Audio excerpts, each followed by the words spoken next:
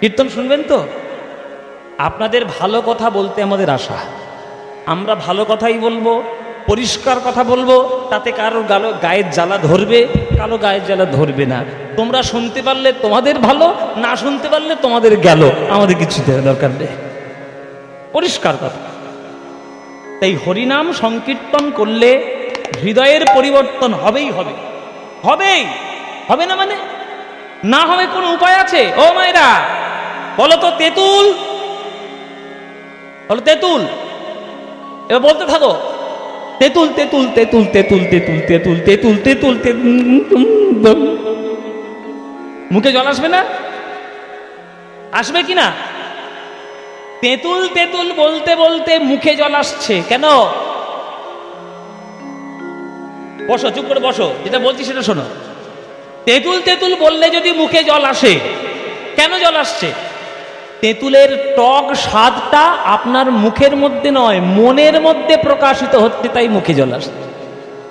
তাহলে একটা তেঁতুল নাম নিলে যদি জিভে জল আসতে পারে, কৃষ্ণ কৃষ্ণ কৃষ্ণ কৃষ্ণ কৃষ্ণ বলতে বলতে থাকলে একদিন না একদিন চোখের কোণে জল আসবেই আসবে। আর যেদিন কৃষ্ণ কৃষ্ণ বলতে বলতে চোখে জল আসবে, সেদিন জানবেন কৃষ্ণ আপনার হয়ে গেছে, বুকে জড়িয়ে ধরার জন্য গোলক থেকে ছুটে আসবে। বলতে হবে, বলা অভ্যাস করো, অভ্যাস করলেই দেখবে একদিন না একদিন ভক্তি পাবে। ভক্তির রাস্তা বাবা, আপনার যতই রক্ত গরম থাক আর নিজেকে যতই হম্বিতম্বি হনুমলে মনে করেন না কেন, একদিন না একদিন আপনাকে ভক্তির রাস্তায় আসতেই হবে। ওই জন্যে কীর্তনের গানে সব থেকে বৃদ্ধ মানুষদের আনাগোনা হয়। আমাকে একজন দিয়েছেন নিতাই, কেউ পয়সা দেওয়ার জন্য আসরে আসবেন না, আমাকে 20 টাকা 10 টাকা গান ভালো লাগছে 50 টাকা দেবেন না। যদি দেওয়ার দরকার হয় কোনো মন্দিরে গিয়ে দিন, কোনো আশ্রমে গিয়ে দিন, কোনো বৈষ্ণব কোনো ব্রাহ্মণ ঠাকুর মশাইয়ের হাতে দিয়ে দিন। জয় নিতাই। তো সেই ভক্তি লাভ আজকের আমরা করব। আজকে আমরা যে লীলাটি আস্বাদন করব, ভক্তির লীলা। আপনারা যারা যারা গান শুনতে এসছেন মায়েরা বলুন, আপনারা ভগবানের ভক্তি লাভ করতে চান কি না? চান তো? নিশ্চয়ই চান। 9 রকমের ভক্তির রাস্তা আছে। শ্রবণং কীর্তন বিষ্ণু শরণং পাদ সেবনম অর্চনং বন্দনং স্বক্ষং দাসং আত্মনিবেদনম, এই 9টা রাস্তা রয়েছে। যে রাস্তা আপনার পছন্দ আপনি সেই রাস্তা ধরুন, কোনো বাধ্যবাধকতা নেই যে আমি যেটা করছি তোমাকেও সেটা করতে হবে না। তোমার যেটা ভালো মনে হবে তুমি সেটা করো, কিন্তু করাটা যদি করার মতো করতে পারো তাহলে ভগবান আসবেই আসবে। সেই ভক্তির রাস্তা আজকের আমরা দেখব।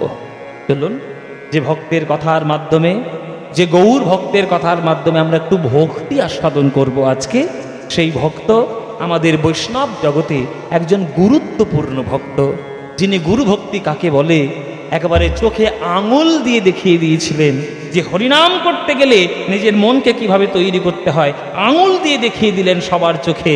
সেই ভক্তের কথা আজকে আমরা বলবো, তার জীবনী থেকে আমরা ভক্তি রসের সন্ধান গ্রহণ করব। চলুন, আজকের আমরা গদাধর প্রভুর পুনর্জন্ম লীলাস্বাদন করব। গদাধর প্রভুর পুনর্জন্ম। আপনারা পঞ্চতত্ত্বের ছবি দেখেছেন তো মায়েরা? নিশ্চয়ই দেখেছেন, সবার বাড়িতেই আছে। মাঝখানে মহাপ্রভু, ডান দিকে কে? নিত্যানন্দ। নিত্যানন্দের ডান দিকে কে? অদ্বৈত আচার্য। আর মহাপ্রভুর বাম দিকে কে? গদাধর প্রভু। এই গদাধরের বাম দিকে কে? ত্রিবাস পণ্ডিত। এই গদাধর আগের জন্মে কে ছিল? এই জন্মে তো গদাধর হলো, কলিযুগে তো গদাধর হলো, কিন্তু আগের জন্মে কে ছিল? পরের জন্মে কে হলো? সেই গদাধর প্রভুর ইতিহাস সম্বন্ধে আজকের আমরা জানব। প্রথম আমি দাপর যুগ থেকে শুরু করি, যে গদাধর প্রভু দাপর যুগে কে ছিলেন। আপনারা শুনলে আশ্চর্য হয়ে যাবে যে দাপর যুগে কে ছিলেন। গদাধর প্রভু দাপর যুগে কে ছিলেন জানেন? স্বয়ং গোবিন্দের বাম অংশ সংভূতা শ্রীমতী রাধা রানী ছিলেন গদাধর। এই এইখানে যারা তর্ক করা শ্রোতা, যুক্তিবাদী শ্রোতা, তারা আমাকে প্রশ্ন করবে, ও মশাই এসব ভুজুং ভাজুং গল্প সব আমাদের দেন কেন? আমরা তো শুনেছি, তোমরাই তো বলো কীর্তনের আসরে, রাধা কৃষ্ণ মিলিত তনু গৌরাঙ্গ। তা বৃন্দাবনে কি দুটো রাধা ছিল? একটা রাধা গদাধর হয়েছে আর একটা রাধা গৌরাঙ্গ মহাপ্রভু হয়েছে? না বাবা, বৃন্দাবনে একটাই রাধা ছিল। স্বপ্নবিলাস লীলা হচ্ছে, হ্যাঁ স্বপ্নবিলাস লীলা হচ্ছে। তাতে রাধারানী দেখছেন যে তিনি গোবিন্দ অঙ্গে মিশে যাচ্ছেন। প্রেমের সম্পর্কে, প্রেমের গভীরতায় আজ রাধারানী প্রবেশ করছে গোবিন্দের অঙ্গে। আজ কৃষ্ণ রাধারানীর সঙ্গে এক অঙ্গ হয়ে যাচ্ছে। কিন্তু রাধারানী এক হতে হতে মনে মনে ভাবলো, সর্বনাশ, আমি যদি কৃষ্ণের সঙ্গে সম্পূর্ণভাবে বিলীন হয়ে যাই, তাহলে কৃষ্ণের চরণ সেবা করে যে সুখ লাভ করি, সেই সুখ তো আমি কখনো পেতে পারবো না। গোবিন্দের চরণ সুখ, গোবিন্দের চরণ সেবা করে যে সুখটা পাওয়া যায়, অন্য কোনো সেবায় কি আর সেই সুখ আছে? রাধারানী মনে মনে ভাবলেন, আমি তো গোবিন্দের চরণ সেবা করতে পারবো না। এই দাপর যুগে যেমন আমি গোবিন্দের জন্য একটা পান সাজিয়ে রেখেছি, গোবিন্দের জন্য একটা মালা সাজিয়ে রেখেছি, গোবিন্দের জন্য কুঞ্জ মন্দির সাজিয়েছি, গোবিন্দ দেখছেন, মালাটা পরছেন, পানটা খাচ্ছেন, আমার হৃদয় আনন্দে পরিপূর্ণ হয়ে যাচ্ছে। তাহলে গোবিন্দর চরণ সেবা করে যে সুখটা আমি পাচ্ছি, আমি যদি সম্পূর্ণ গোবিন্দের সঙ্গে মিশে যাই, তাহলে সেই সুখটা তো আর আমি পাবো না। এই যখনই এই কথাটা ভাবলো, অমনি মিশে যাওয়াটা থেমে গেল। মিশে যাওয়াটা থেমে গেল বাবা, মিশ্রণ স্তব্ধ হয়ে গেল। যতটুকু মিশে গেল, ওইটাই আমার রাধা কৃষ্ণ মিলিত তনু সোনার গৌরাঙ্গ।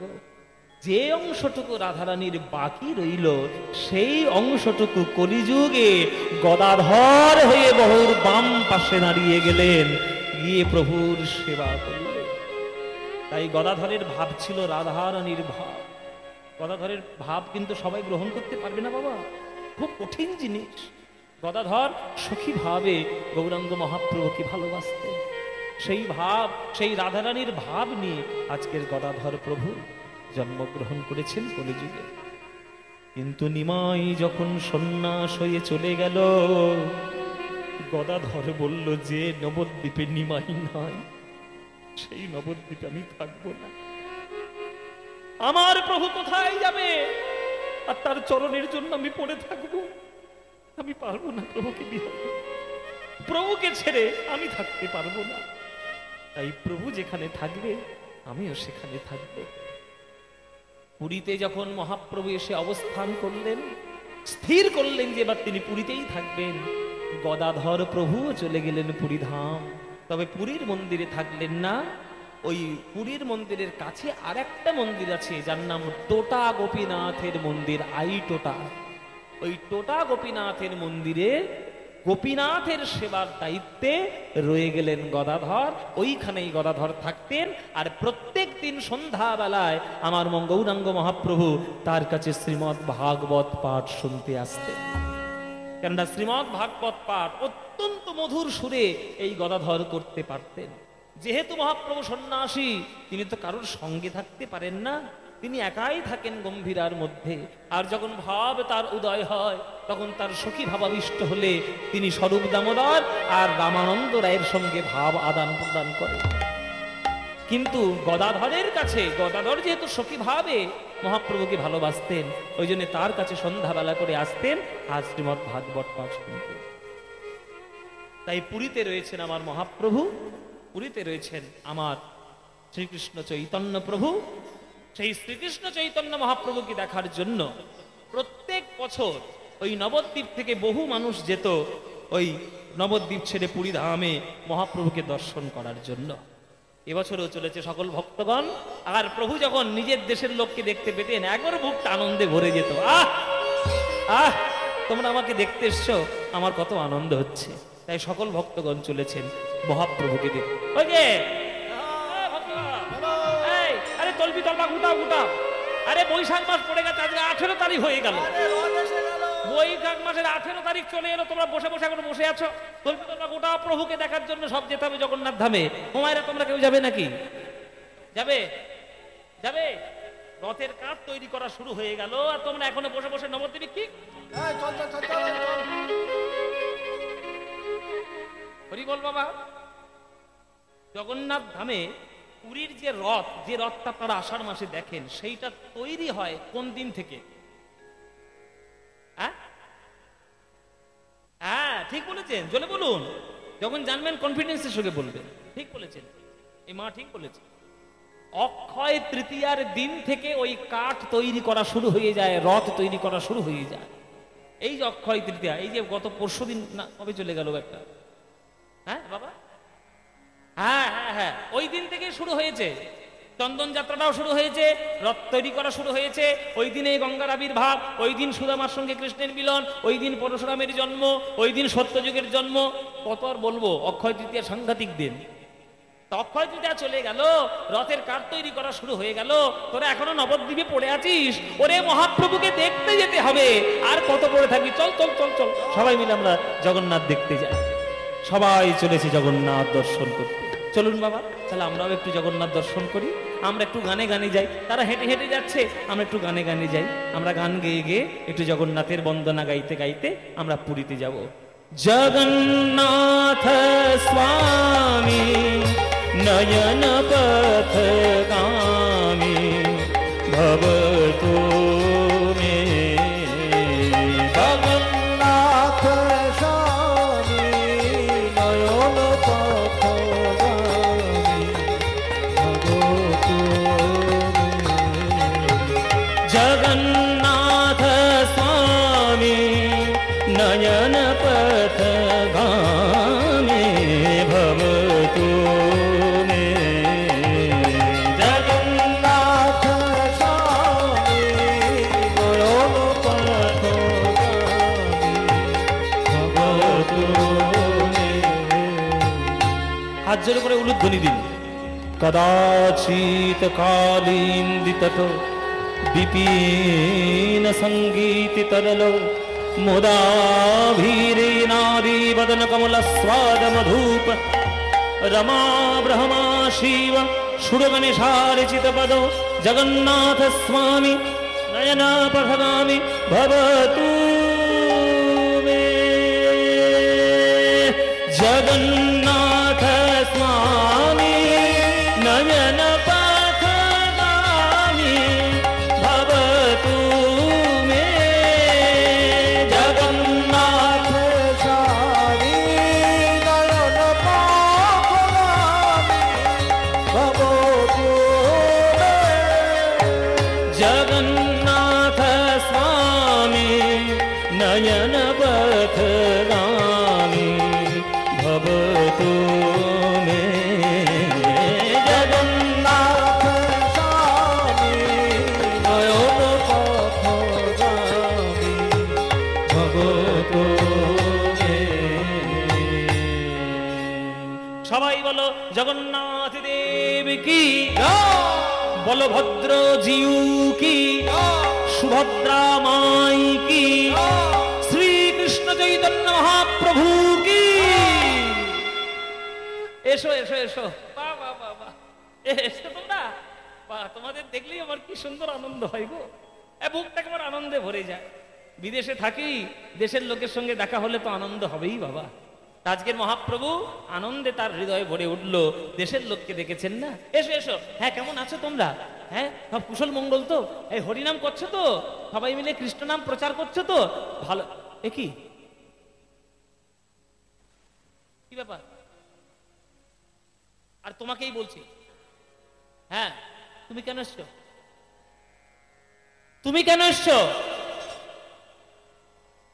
তোমাকে এখানে কে আসতে বলেছে?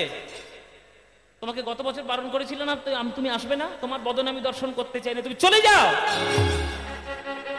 বারবার বলো সত্ত্বেও তুমি কথা শোনো না আমার। এই সকল ভক্তরা আমার কথা শোনে না, তুমি আমার কথা শোনে না। হাত জোর করে বলছি, বাড়ি যাও। একজনকে মহাপ্রভু তাড়িয়ে দিচ্ছে, সকল ভক্তকে বুকের মধ্যে টেনে নিচ্ছেন, একজনকে তাড়িয়ে দিচ্ছেন। যাকে তাড়িয়ে দিচ্ছেন আপনারা শুনলে অবাক হয়ে যাবেন। কাকে তাড়িয়ে দিচ্ছে? মহাপ্রভু তাকে তিরস্কার করছেন। কেন? মহাপ্রভু তাকে দেখতে চান না, তাই বলছে চলে যাও। সে কে? যাকে ছাড়া একদিন গৌর চলতেই পারত না নবদ্বীপে, আজকে তাকেই পুরী থেকে তাড়িয়ে দিচ্ছেন। সে কে? সে হলো নিত্যানন্দ প্রভু। দাদা নিতাই, তোমাকে কে আসতে বলেছে? তোমাকে বারণ করেছি না তুমি আসবে না? যাও, চলে যাও। তুমি আসলে আমার এই পুরীতে আমার কত বড় ক্ষতি হচ্ছে তুমি জানো? ক্ষতিপূরণের হিসেব আর আমি তোমার সঙ্গে করতে চাই না, তুমি চলে যাও। আমি সোজা কথা বলছি, চলে যাও। অন্যান্য ভক্তদের মনে একটু ঠেস লাগলো। ঠিক এরকম করে বলা উচিত? এরকম কড়া কড়া করে কথা বলে? যে নিতাই গৌরকে ছাড়া থাকতে পারে না, যে নিতাই গৌরকে ছাড়া চলে না, যে নিতাইয়ের কপাল ফেটেছিল বলে গৌর ছুটে গেছিল সুদর্শন চক্র দিয়ে জগাই বাধাইকে মারতে, সেই গৌর আজকের নিতাইকে এইভাবে কথা বলছে। এতটা কঠোর, এতটা কঠিন। সন্ন্যাস হলে কি এইরকম মন কঠিন করতে হয়? না, আমরা প্রভুর ভক্ত হলেও এইটাকে আমরা মানতে পারলাম না, মেনে নিতে পারলাম না। নিতাই দাদা চলো চল। নিতাই দাদা মাথা নিচু করে চলে গেলেন পুরী ছেড়ে। ভক্তদের মনে কষ্ট হয়েছে, এইভাবে কেউ কথা বলে? নবদ্বীপে ফিরে এসে ভক্তরা নিতাইকে বলছে, ও নিতাই, এত অপমানের পরেও কেন গৌরকে দেখতে যাও? এই এতগুলো লোকের সামনে এরকম কড়া কড়া কথা বললো, আমরা হলে বাবু জীবনে যেতুম না, তুমি কেন যাও? নিতাই বলছে, ওরে ভক্তগণ, গৌর নিতাইকে ছেড়ে থাকতে পারে, কিন্তু নিতাই তো গৌরকে ছেড়ে থাকতে পারে। ওরা আমার ভালোবাসা কি করে বুঝবে? কোনো কারণে হয়তো সে আমার উপর রেগে গেছে, তাই আমার উপর কটু শব্দ প্রয়োগ করেছে, কিন্তু আমার ভাই আমার ছেড়ে থাকতে পারলেও আমি আমার গৌরকে ছেড়ে থাকতে পারি না। ছোট ভাই ভাই হয়ে না হয় বলেই ফেলে, আমি দাদা হয়ে কোনো অপমান নিইনি। তোদের কাছে আমি পা ধরে বলছি, ভাই সামনের বছর আবার যখন পুরীতে যাবি, আবার আমাকে একটু সঙ্গে নিয়ে যাস। তবে আর আমি নিমাইয়ের সামনে যাব না, আমি আড়াল থেকে নিমাইকে দেখব আর চুপি চুপি করে চলে আসবো। তোদের হাতে ধরি, পায়ে পড়ি, তোরা যেন কাউকে বলে দিস না যে নিমাই কে যেন নিমাইয়ের কানে যেন না ওঠে নিতাই দাদা এসে। নিতাইয়ের এই নিঃস্বার্থ ভালোবাসা দেখে নবদ্বীপের লোকেরা কাঁদছে যে এই রকম করেও ভালোবাসা যায়। সবার যে ভালোবাসা খারাপ মায়েরা তা নয়।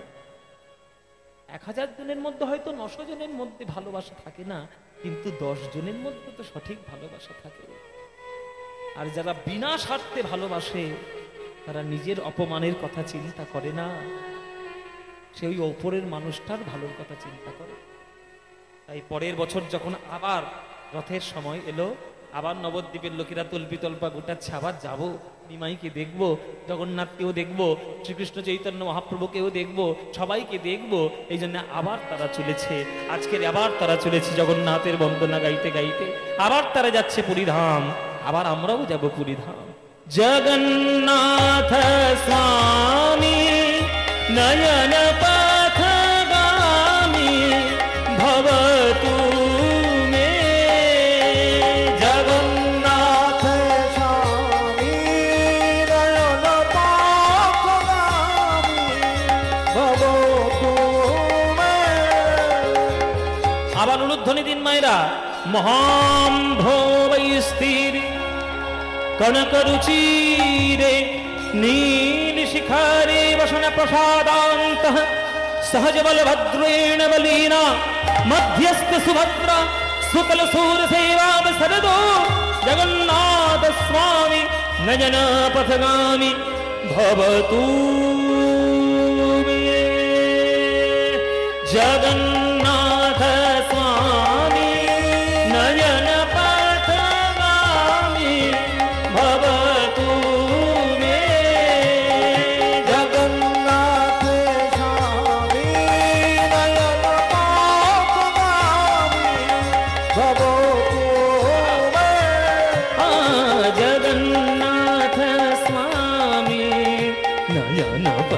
পদগামী ভবতু গরে গম গরে গরে গম গম গরে গম পম গরে গরে গম পম গরে গম গনি ধনি দ পম দ পম গম গরে গম পদ নি রে সা সা গম পদ নি রে সা সা গম পদ নি রে সা জগন্নাথ স্বামী নয়ন পথগামী ভব তুমি মম গনে সরে নি রে সা সা মম গম রে গা সা রে গা সা রে গা রে গা সরে গা সরে গা সা নে ধনি রে ধনি ধনি দ ধনি দ ধনি দ ধনি ধনি নি দ পম দ পম গম গরে সা রে গা পম গপ নি রে ধনি দ গাপানি রে জানি দা গাপানি রে জানি দা জগন্নাথ স্বামী নয়ন পথগামী ভব তুমি হরি বল হরি হরি বল তুমি ভব তুমি ভব তুমি বলুন জগন্নাথ দেব কি বলভদ্র জিউ কি সুভদ্রা মাই কি জয় জগন্নাথ। মহাপ্রভু আজকের আর নিমায়ের সামনে এলেন না, জগন্নাথের সামনে আর নিমায়ের সামনে নিতাই আমার গেলেন না। কোথায় এলেন? ওই আইটোটা গোপীনাথের মন্দিরে এলেন। কেননা নিতাই জানে যে আমি যদি আবার নিমায়ের সামনে যাই আবার নিমাই আমাকে বকবে, আবার কটু কথা শোনাবে, আবার ভক্তদের খারাপ লাগবে, তাই আজকে নিমায়ের সামনে যাব না, গদাধরের কাছে যাই। গদাধর, এ গদাধর, হ্যাঁ দাদার বলা বলে মনে হচ্ছে। হ্যাঁ নিতাই দাদা, কে দাদা? কিরে গদাধর, সারা শব্দ কিছুই নেই যে। ও দাদা গো, তোমার ভালোবাসার বলি হারিয়ে যায়। গতবারে এত লোকের সামনে এত অপমান করলো, তবুও তোমার লজ্জা নেই, আবার তুমি আবার বকা খেতে এসছো। বলে বকা কেন খাবো, ওই জন্য তো তোর কাছে এসছি, চুপি চুপি তোর কাছে এসছি। আমি আড়াল থেকে নিমাইকে দেখবো আর আমি চলে যাব। তুই বল গদাধর, তুই বল, নিমাই না হয় আমাকে ছেড়ে থাকতে পারে, বছরে একবার তাকে না দেখলে আমি কি থাকতে পারি? গদাধর বলছে আমি জানি দাদা, কিন্তু নিমাইকে কি বলবে বলো? ও যে কি ওর মতি গতি, কখন জোর কি ভাব, আমরা কি করে বুঝবো? ভাব নিধি গবুর হরি, বলা যাচ্ছে না। যে যাই হোক, আর তুমি অত চিন্তা করো না দাদা, আমার কাছে এসছো যখন আমি বলবো না নিমাইকে যে তুমি আড়াল থেকে দেখে চুপি চুপি দেখে চলে যাও। তা তুমি এই দুপুর বেলা এসছো যখন, এই দাঁড়ো দাঁড়ো, তুমি একটু বসো দাদা, আমি একটু ভিক্ষাই বেরোই, প্রসাদ তো জোগাড় করতে হবে, একটু ভোগ তো হ্যাঁ ভগবানের দিতে হবে, আর প্রসাদ তো নিতে হবে, তুমি একটু বসো, আমি ভিক্ষাই বেরোবো। এই আমি তোকে ভিক্ষায় যেতে বলেছি? দাদা যখন চলে এসছে আমার চিন্তা কিসে? অন্যদিন ভিক্ষা করবি, আজকের ভিক্ষা করতে হবে না। এই দেখ কি মিষ্টি, দেখ সচিমা গোবিন্দ ভোগ চাল পাঠিয়ে দিয়েছে পুটুলি করে, নিমাইকে তুই কিছু প্রসাদ করে খাইয়ে দিবি, তার থেকে একটু অন্ন নিয়ে আজকে দুজনের মতো প্রসাদটা বানিয়ে নে, আজকে আর ভিক্ষা করতে যেতে হবে না, আজকে আর বেরোতে হবে না, যা। ও ঠিক আছে, তাহলে তাই হোক, অন্য যখন এসছে তাহলে চিন্তা নেই। তাহলে দাদা তুমি বসো, একটু রন্ধন কার্যটা সেরে আসি বলে গদাধর রান্না করতে চলে গেল। রন্ধন করলো আজকের গোবিন্দ ভোগ চালের অন্ন। ওই বাগানে টাগানে গিয়ে দেখলো কি সব শাক পাতা হয়েছে, সেগুলো তুলে নিয়ে এলো, সেগুলো একটু সিদ্ধ করলো। আর বাঙালি বলে কথা, একটু মুখে রুচি না হলে হয়। দেখলো গাছে কচি কচি সব তেঁতুল পাতা হয়েছে, ওই তেঁতুল পাতাগুলো সব ভালো করে ছিঁড়ে নিয়ে এসে ভালো করে ধুয়ে নিয়ে সমুদ্রের জল ছেঁকে নিয়ে ওই লবণাক্ত জল দিয়ে তেঁতুল পাতা দিয়ে তেঁতুল পাতার টক তৈরি করে দিল। বাহ, এইরকম প্রসাদের কর ভাগ্য হয়েছে বাবা, বলো। গোবিন্দ ভোগের অন্ন, শাক সিদ্ধ আর তেঁতুল পাতার টক। এই রান্না হয়েছে? হ্যাঁ রান্না হয়েছে। তাহলে ভোগ নিবেদন কর। হ্যাঁ হ্যাঁ দাদা দাঁড়াও, ভোগ নিবেদন করি। ভোগটা সাজালো, গোপীনাথের সামনে ভোগ নিবেদন হবে। আর তিনটে আসন পাতলো, গোপীনাথের সামনে একটা আসন, তার একদিকে গদাধরের আসন, একদিকে নিত্যানন্দের জন্য আসন। নিত্যানন্দ বলছে তিনটে পাতলি কেন? আছি তো দুজন, তিনটে পাতলি কেন? বলে সামনে গোপীনাথ আছে না, ভগবানের জন্য তো একটা আসন রাখতে হবে, ওই জন্য ভগবানের আসনটাই গোপীনাথের সামনে আছে, তুমি কোনো চিন্তা করো না। চলো তাহলে ভোগ নিবেদন হয়েছে, চলো তাহলে ভোগ নিবেদন হয়েছে যখন, তাহলে ভোগারতির গানটাও একটু গাওয়া যাক। যেখানেই কীর্তন হয় ভোগারতির গান না গাইলে মহাপ্রভু ভোগ গ্রহণ করেন না। তাই আজকের গদাধর প্রভু ভোগারতির গান শুরু করলেন। মায়েরা ভোগারতির গান শুরু করেছ, শুনেছ কখনো? শুনেছ? আজকে শুনে নাও, আজকে ভোগারতির গান গাইছে গদাধর। চলো একদম প্রাচীন পদ্ধতিতে যেমন করে সুর গাওয়া হয় তেমন করে ভোগারতির গান। ও ও ভজপতি তুদ্ধারণ শ্রী গৌর হো, সবাই করতালি দিয়ে গাইবেন সবাই। ভজপতি তুদ্ধারণ শ্রী গৌর হরি, উলুধ্বনি মায়েরা। ভজপতি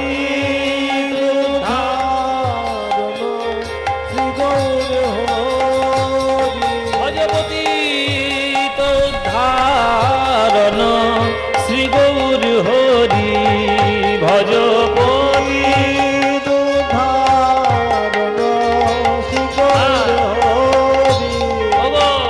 শ্রী গৌর হরি নবদ্বীপ বিহারী, শ্রী গৌর হরি নবদ্বীপ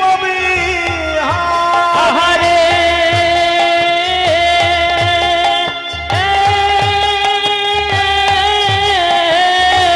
শ্রী গৌর হরি নবদ্বীপ বিহারী, দীন দয়াময় হিতকারী, ভজপতি হরি হরি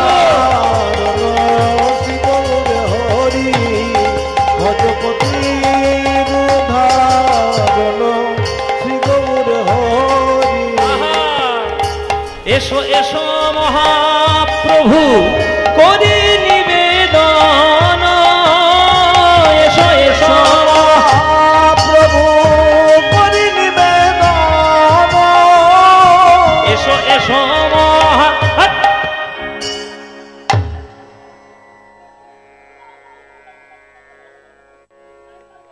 সর্বনাশ হয়ে গেল। যা একবার সর্বনাশ করে ফেলেছিস তো।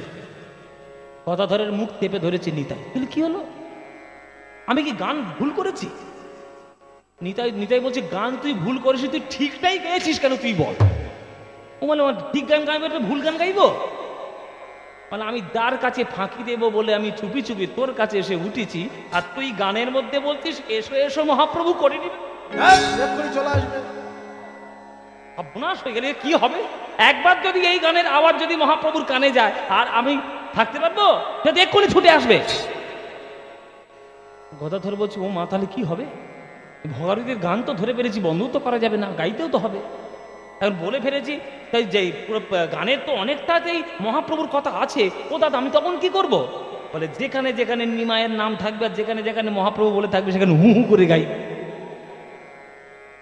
এক নাম উচ্চারণ একদম করবি, হু করে গাইবে। এসো এসো হু হু হু হু করবি, একদম বলবি না নামটা। গদাধর মনে মনে ভাবছি আত্মা বিপদে পড়লাম আমি। কত জায়গায় এরকম মনে মনে করে হু করে গাইবে, যদি মুখ ফসকে বেরিয়ে যায়। ও দাদা তাহলে কি করে, এই এই এই পংক্তিটা বাদ দিয়ে গাইবো? বলে হ্যাঁ এইটা বাদ দিয়ে গা, পরের থেকে গা। হ্যাঁ তাহলে ঠিক আছে, তাহলে পরেরটার থেকে গাইছে। তাহলে ভোগ মন্দিরে, ও এটা তো বারণ করলো, এই তো গাইবো না তো। আচ্ছা আচ্ছা ঠিক আছে, আচ্ছা ঠিক আছে, এর পরেরটা থেকে গাই। নাহি জানি পরিপাটি না জানি রন্ধন, নাহি জানি পরিপাটি না জানি রন্ধন, নাহি জানি পরিপাটি না জানি রন্ধন, নাহি জানি পরিপাটি না জানি রন্ধন, সুখা দুখা এক মুষ্টি কর গ্রহণ, ভজপতি উলুধ্বনি হরি ভজপতি শ্রী গৌর হরি। আহা বামে প্রিয় গদাধর আরে দক্ষিণে নিতাই গো, বামে প্রিয় গদাধর দক্ষিণে নিতাই গো, বামে প্রিয় গদাধর আরে দক্ষিণে নিতাই গো, বামে প্রিয় গদাধর দক্ষিণে নিতাই গো, আরে মধ্য আসনে বসলেন সর্বনাশ, এক্ষুনি সর্বনাশ হচ্ছে। মধ্য আসনে কে বসেন বাবা? চৈতন্য গোসাই। যদি চৈতন্য গোসাই বলে ফেলে তাহলে চৈতন্য গোসাই চলে আসতে পারে। গদাধর তো চোখ বড় বড় করে চুপ করে বসে আছে, সর্বনাশ কি করে। আর নিত্যানন্দ একবার কটকট করে থাকে, বললেই তোকে মারবো একবারে তোকে। তাহলে কি বলবো? বলে হু হু বলেছি না। তাহলে মধ্য আসনে বসলেন ভজপ।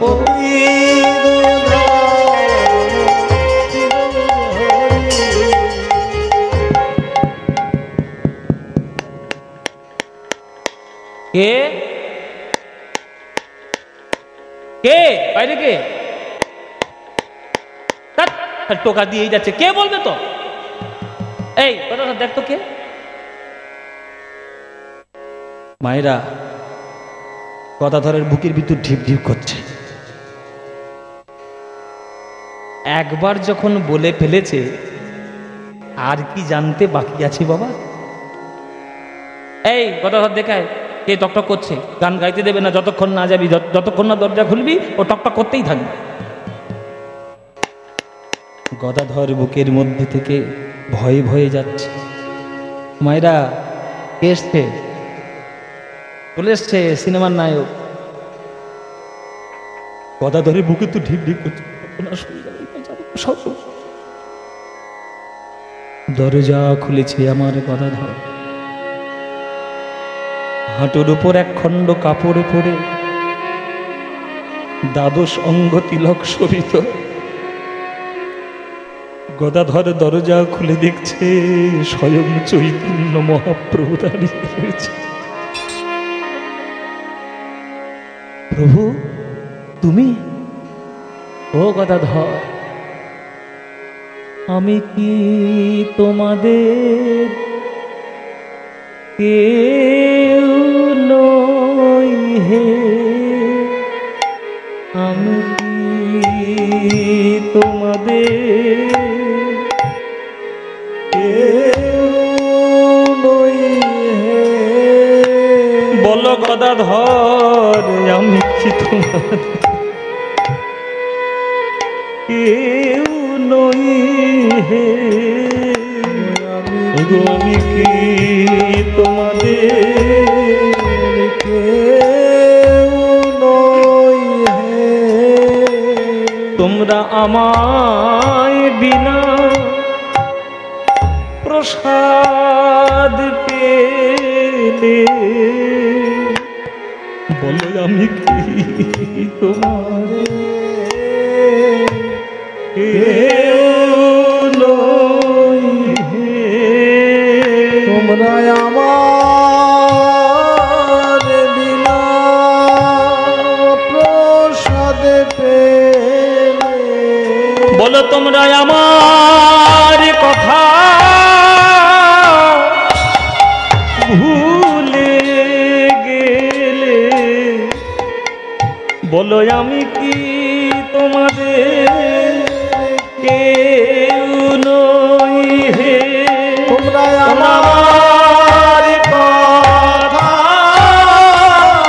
ভুলে গেলে, বলো আমি কি তোমাদের কেউ নই হে? তোমরা আমার কথা ভুলে গেলে, বলো আমি কি তোমাদের কেউ নই?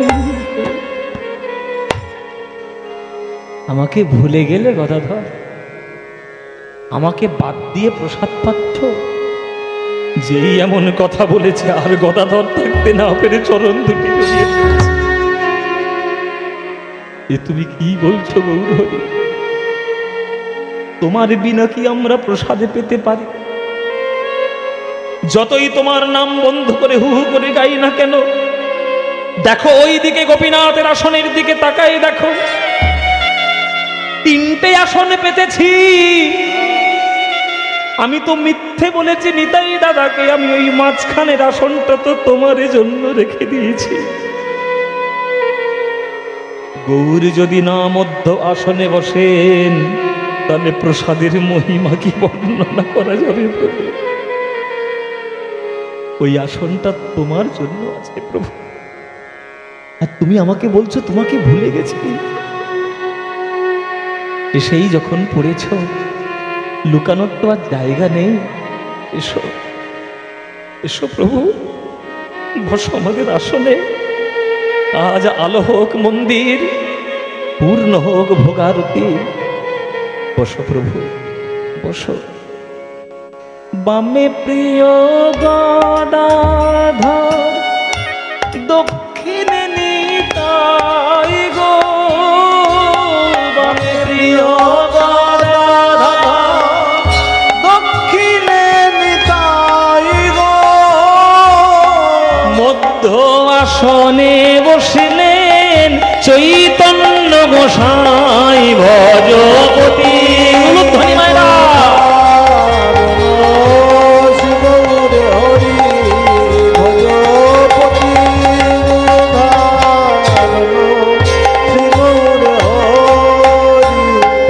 আজ ভোগ মন্দির আলো হলো, ভোগ মন্দির আলো হলো, ভোগ মন্দির আলো হলো, ভোগ মন্দির আলো হলো। তিন প্রভুর অঙ্গ ছটায় ভোগ মন্দির আলো হলো, তিন প্রভুর অঙ্গ ছটায় ভোগ মন্দির আলো হলো। এই যে সুরটা গাইছি আর এই যে বাজনাটা বাজছে, এই হচ্ছে অরিজিনাল ভোগারতি গানের সুর আর তাল। ওই জন্য বলেছি বাবা, কীর্তন শুনতে গেলে সামান্য যোগ্যতা লাগে।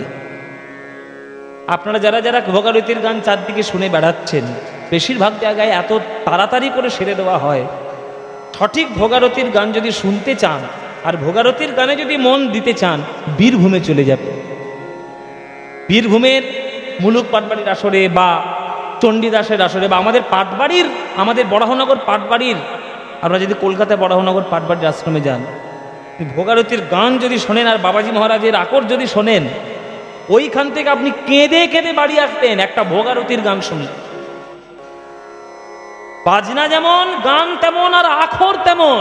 এই যে দেখুন আখরটা দেখুন, বলছে বামে প্রিয় গদাধর, দক্ষিণে নিতাই, মধ্য আসনে বসেন চৈতন্য মশাই। তার আখর কি? তার আখর দিচ্ছে ভোগ মন্দির আলো হলো, তিন প্রভুর অঙ্ক ছটায় ভোগ মন্দির আলো হলো। সব আখর, রত্ন রত্ন, এসব হচ্ছে সাহিত্যের রত্ন। মন্দির শুনুন, দেখবেন প্রাণ বলে যাবে এসব গানে। সঠিক পদাবলীর গানে যে আনন্দ রয়েছে, ওই ভেজাল কীর্তন গানে জীবনে সেই আনন্দ আপনি পাবেন না বাবা। ভোগ মন্দির আলো হলো, ভোগ মন্দির আলো হলো। তিনি প্রভু রঙ্গ ছটায় ভোগ মন্দির আলো হলো। তিনি প্রভু রঙ্গ ছটায় ভোগ মন্দির আলো হলো। এই তিনি প্রভুর অঙ্গ ছটায় গদাধর চৈতন্য নিতাই, তিনি প্রভুর অঙ্গুলধ্বনি। গদাধর চৈতন্য নিতাই, তিনি প্রভু রঙ্গ ছটায়। গদাধর চৈতন্য নিতাই, তিনি প্রভু রঙ্গ ছটায়। গদাধর চৈতন্য নিতাই, তিনি প্রভু রঙ্গ ছটায়। ভোগ মন্দির আলো হলো, ভোগ মন্দির আলো হলো। আজ মধ্য আসনে বসলেন চৈতন্য গোসাই ভজপতি। তুধারণ শ্রী গৌর হরি ভজপতি, তুধারণ শ্রী গৌর হরি। এই হচ্ছে গান, গানের মতো গান, এসব হচ্ছে গান। চুপচাপ তিনজন মিলে প্রসাদ পেল। চুরি বিদ্যা মহাবিদ্যা, যদি না পড়ো ধরা। চুরি করতে কে এসছিল মায়েরা? নিত্যানন্দ। চুরি করে করে গৌরকে দেখতে এসছিল, এখন গৌরের হাতেই ধরা পড়ে গেছে। আর তার কথা বলার কোনো ক্ষমতা আছে? ওই যতক্ষণ প্রসাদটা পেল, মাথা নিচু করে মুখ গম্ভীর করে প্রসাদটা পেয়ে নিল, একটাও কথা বলল না। বলল না। যখন প্রসাদ সেবা হয়ে গেল, আচমন হয়ে গেল, মুখ শুদ্ধি নিল, এইবার গোপীনাথের সামনে এসে ওই নিমাই নিতাইয়ের হাতটা ধরেছে। দাদা, নিতাইয়ের বুকের ভিতর ঢিপ ঢিপ করছে।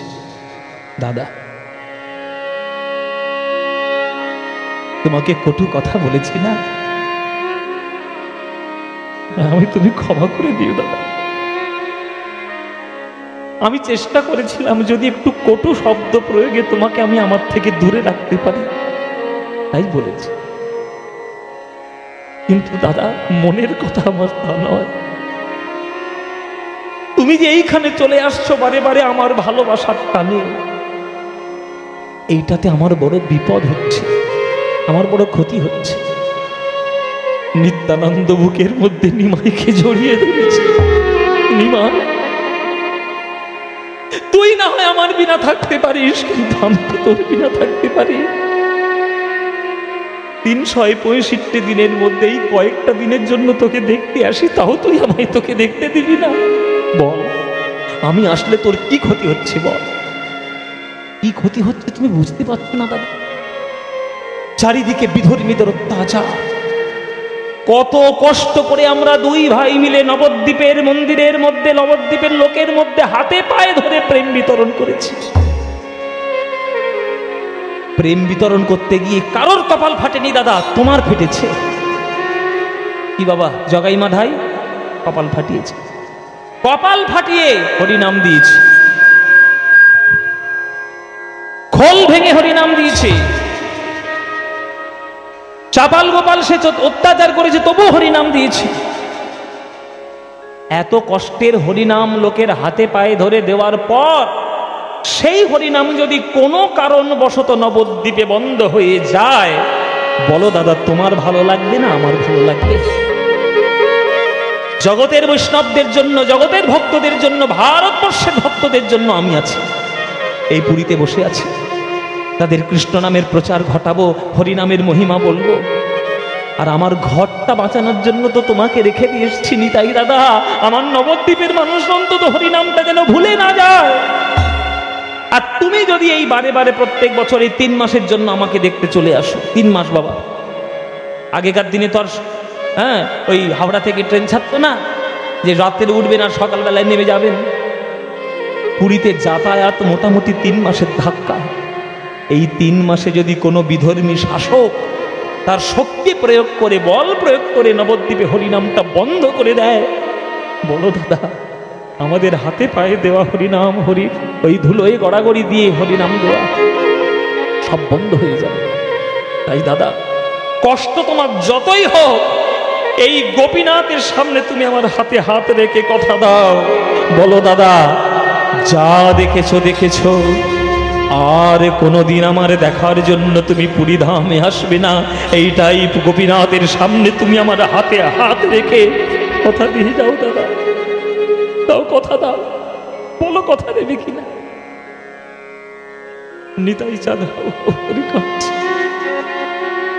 বুকের উপরে পাথর জমিয়ে রেখেছে। পাথর চাপা দিয়ে নিমাইকে বলছে, নিমাই, গোপীনাথের সামনে আজ আমি তোর হাত ধরে কথা দিলাম, আমার যতই কষ্ট হোক আর আমার যতই আক্ষেপ থাক, আর আমি কোনোদিন তোকে দেখার জন্য পুরী ধামে আসবো না রে ভাই, আর কোনোদিন আমি আসবো না। যেই বলেছে আমি আর আসবো না, অমনি গদাধর ছুটে ছুটে এসে নিতাইয়ের চরণে আছাড় খেয়ে পড়েছে। দাদা, এ তুমি কি প্রতিজ্ঞা করলে? এ তুমি কি প্রতিজ্ঞা করলে গোপীনাথের সামনে? তুমি যদি আশা বন্ধ করে দাও, তাহলে আমার কি হবে দাদা? তোমার এই নিমাই সারা বছর ধরে যে লীলাগুলো তৈরি করে পুরীধামে, আমি আমার মনের খাতায় সেগুলো জমিয়ে রাখি। আমি সেই মনের কথা বলে আমার মনকে হালকা করি। আর তুমি যদি পুরীধামে আসা বন্ধ করে দাও, আমি বলবো কাকে? কাকে বলবো? কাকে মনের কথা জানাবো? তখন আমার মহাপ্রভু গদাধরের মাথায় হাত বুলিয়ে বলছে, গদাধর, চিন্তা করছো কেন? এই কি আমাদের শেষ আশা? আমাদের আর একবার আসতে হবে। শোনো গদাধর, আবার আমাদের 5 জনের আবার জন্ম হবে, পঞ্চতত্ত্বের আবার প্রকাশ হবে। আমি হব পুনর্জন্মে শ্রীনিবাস আচার্য, নিত্যানন্দ দাদা হবে নরোত্তম দাস ঠাকুর, আর তুমি হবে রামচন্দ্র কবিরাজ ঠাকুর। গদাধরের পুনর্জন্ম রামচন্দ্র কবিরাজ ঠাকুর হয়ে জন্মগ্রহণ করে আবার আমরা ভক্তির স্রোত বিকাশ করব বাংলার মাঝে। আবার আমাদের ভক্তির জয়যাত্রা শুরু হবে। তাই মায়েরা, পঞ্চতত্ত্ব একবার ঘটেনি, পঞ্চতত্ত্ব 2 বার ঘটেছে। একটা তো মাঝখানে মহাপ্রভু নিতাই অদ্বৈত গদাধর শ্রীবাস, আর দ্বিতীয় অংশ হলো মাঝখানে শ্রীনিবাস আচার্য, ডান দিকে নরোত্তম, তার ডান দিকে শ্যামানন্দ প্রভু, তার বাম দিকে রামচন্দ্র কবিরাজ ঠাকুর, আর তার বাম দিকে রসিকানা প্রভু। এই 5টা তত্ত্ব আবার এসেছিল। সেই 5টা তত্ত্বের মধ্যে আজকের আমরা রামচন্দ্র কবিরাজ ঠাকুরের কথা বলবো, গদাধরের পুনর্জন্ম কলিযুগে। মহাপ্রভুর আজ্ঞায়, মহাপ্রভুর আশীর্বাদে এই গদাধর প্রভু পুনর্জন্ম গ্রহণ করলেন বাংলার মাটিতে, মুর্শিদাবাদ জেলায় বুধিরি গ্রাম, ভগবান গোলা থানার অন্তর্গত চিরঞ্জীব সেনের ঘরে মা সুনন্দা দেবীর গর্ভ আলো করে মুর্শিদাবাদ জেলায় জন্মগ্রহণ করলেন গদাধর প্রভু। পুনরায় জন্মগ্রহণ করলেন রামচন্দ্র কবিরাজ ঠাকুর রূপে। রামচন্দ্র জন্মিল চিরঞ্জীবের ঘরে, রামচন্দ্র জন্মিল চিরঞ্জীবের ঘরে, রামচন্দ্র জন্মিল চিরঞ্জীবের ঘরে, রামচন্দ্র জন্মিল চিরঞ্জীবের ঘরে। পাড়া প্রতিবেশীর মনে আনন্দ না ধরে, পাড়া প্রতিবেশীর মনে আনন্দ না ধরে। উলুধ্বনি শঙ্খধ্বনি করে নারীগণ, উলুধ্বনি শঙ্খধ্বনি করে নারীগণ। আর বাহু তুলে হরির ধ্বনি দেয় ভক্তগণ, বাহু তুলে হরির ধ্বনি দেয় ভক্তগণ। আনন্দ ধরে না, আনন্দ ধরে না, ওই আনন্দ ধরে না, আনন্দ ধরে না। চিরঞ্জীবের পুত্র হলো আনন্দ আর ধরে না, চিরঞ্জীবের পুত্র হলো আনন্দ আর ধরে না। ওই রামচন্দ্রের জন্ম হলো আনন্দ আর ধরে না, রামচন্দ্রের জন্ম হলো আনন্দ ধরে না। উলুধ্বনি শঙ্খধ্বনি করে নারীগণ, উলুধ্বনি শঙ্খধ্বনি করে নারীগণ। আর বাহু তুলে হরির ধ্বনি দেয় ভক্তগণ, বাহু তুলে হরির ধ্বনি দেয় ভক্তগণ। এই চিরঞ্জীবের ছেলে হয়েছে রে। আরে দারুণ, তুই তো দেখতে গেছিলি, দারুণ দেখতে হয়েছে না?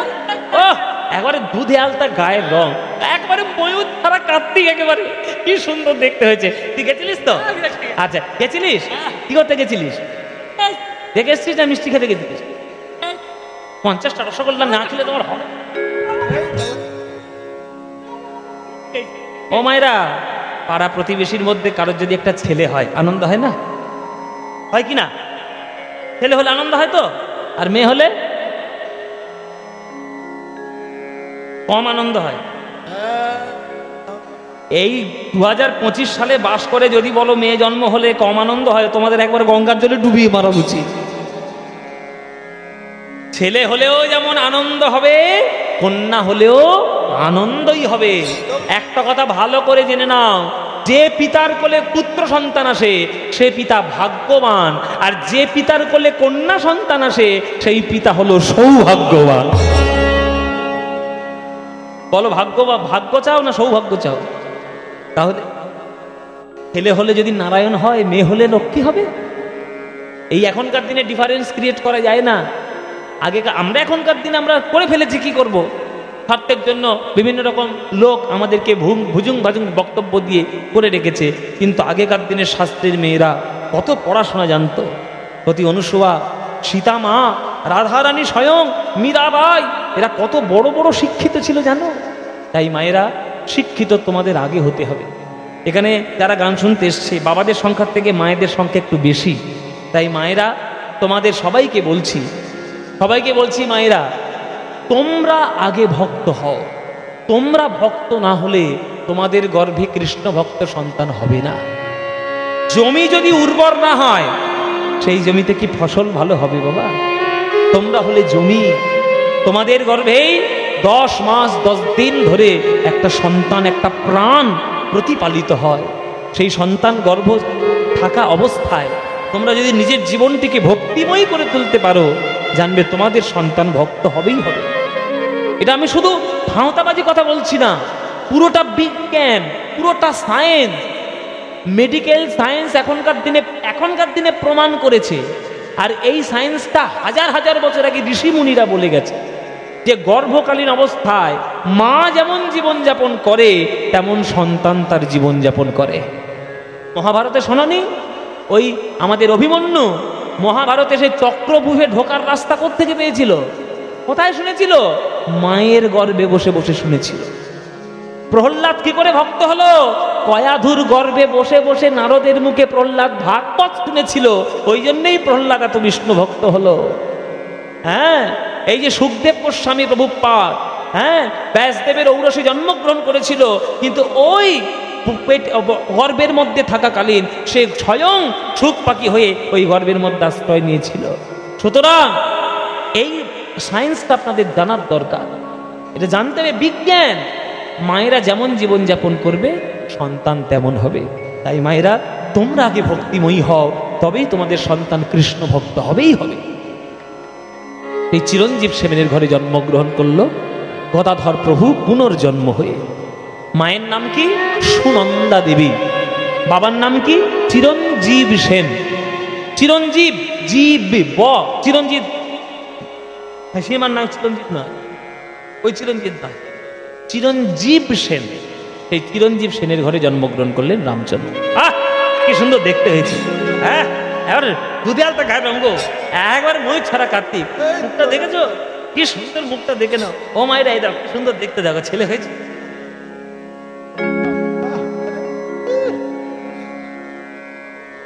ও মায়েরা, একেবারে আনন্দ হয়ে যাচ্ছে।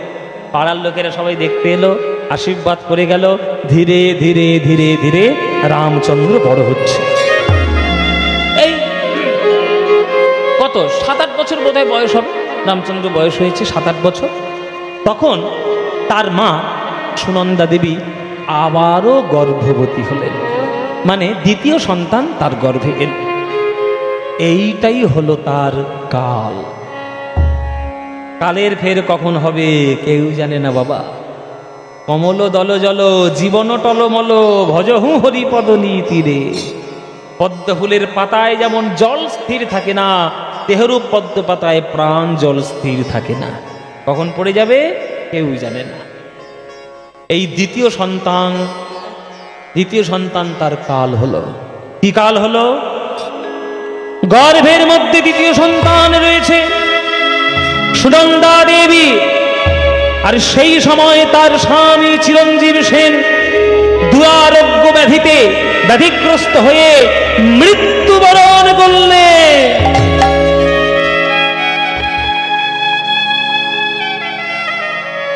স্বামী হারা হলেন সুনন্দা দেবী। অশিক্ষিতদের মতো তার সেই শ্বশুর বাড়িতে অত্যাচার শুরু হয়ে গেল। এখনো সেই অত্যাচার মাঝে মাঝে গ্রামগঞ্জে দেখা যায়। স্বামী যদি মরে যায়, দায়টা চাপিয়ে দেওয়া হয় ওই স্ত্রীর উপর। শ্বশুর বাড়ির অত্যাচার বেড়ে গেল। ডাইনি, কুলঘাতিনী, পিশাচি কোথাকার, আমার ছেলেটাকে একেবারে খেয়ে ফেললো, তবে এই সংসারে তোর কোনো জায়গা নেই। শ্বশুর, শাশুড়ি, ননদি, দেব অত্যাচার বেড়ে গেল। সুনন্দা দেবীকে অত্যাচারের পর অত্যাচার করতে লাগলো। অত্যাচার এত চরম সীমায় উঠে গেল যে একদিন মাঝে রাত্রিরে মারধর করে ওই ছেলেটাকে রামচন্দ্রকে হাতে ধরিয়ে দিয়ে আর ওই সুনন্দা দেবীকে ঘাড় ধাক্কা দিয়ে বাড়ির বাইরে বের করে, ঘাড় ধাক্কা দিয়ে বাড়ি বের করে দিয়েছে। মায়েরা,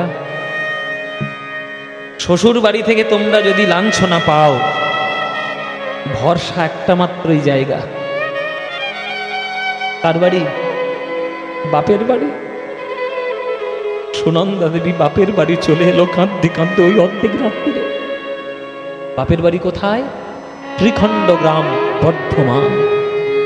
মুর্শিদাবাদ থেকে মানে ভগবান গোলার থেকে ত্রিখণ্ড গ্রাম কিন্তু বেশ খানিকটা দূরে বাড়ি, বেশ অনেকটাই দূর।